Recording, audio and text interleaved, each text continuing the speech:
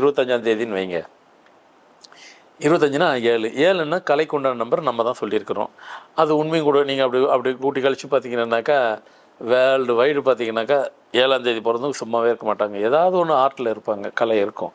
அது தேதியில் இருந்தாலும் சரி, மாதத்தில் இருந்தாலும் சரி, வருஷத்தில் இருந்தாலும் சரி, விதியில் இருந்தாலும் சரி, அது எங்கே இருக்கோ அதுக்கு தகுந்த மாதிரி அவங்களுடைய கெரியர் மாறும்.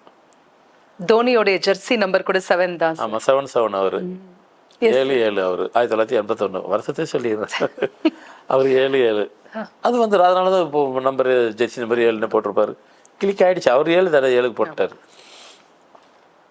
அதுதான் சொல்கிறேன். இந்த 7 அப்படி பார்த்தா கமலஹாசன் 7, அவர் ஒன்றும் கிரிக்கெட் பிளேயராக இல்லையே.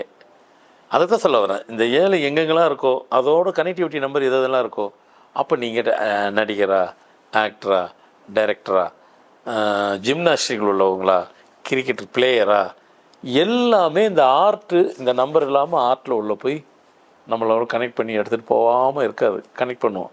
அப்படி அதில் இல்லைன்னாக்கா பேரை கனெக்ட் பண்ணிக்கணும். ஓகே.